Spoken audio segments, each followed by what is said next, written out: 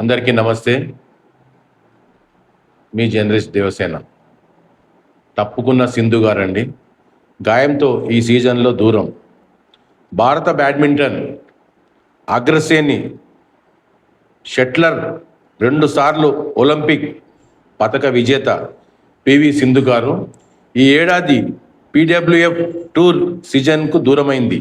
PV Sindhu 30 సంవత్సరాలండి. ఈ ఏడాది European season ఆరంభంలో కాలు గాయానికి గురైంది. గాయం నుంచి పూర్తి స్థాయిలో కోలుకోకుండానే బరిలోకి దిగిన పివి సింధు ఎక్కువగా తొలి 2వ రౌండ్లోనే పరాజయం చావిచూసింది. కాబట్టి పారిస్ ఒలింపిక్స్లో పరాజయం అనంతరం పివి సింధు ఆశించిన ఆట తీరు కనబరచలేదు.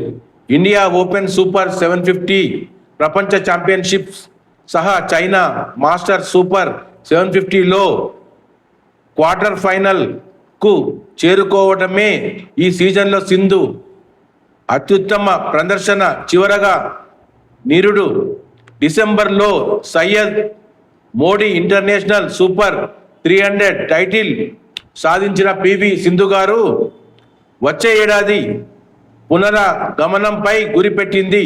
ప్రముఖ స్పోర్ట్స్ ఆర్థోపెడిషియన్ డాక్టర్ దిన్షా అయితే సింధు గారు కూడా త్వరలో కోలుకోవాలని కోరుకుంటున్నామని. ఎందుకంటే మనకు మంచి పేరు తెచ్చిన సింధు గారు ఇటు ఆంధ్రప్రదేశ్ జనం అనుకోండి, ఇక్కడ కానీ మొత్తము 10 కోట్ల జనాభాకు ఎంతో గొప్ప పేరు తీసుకొచ్చింది. ఆ రోజుల్లో చంద్రబాబు నాయుడు గారు కూడా ఆమెకు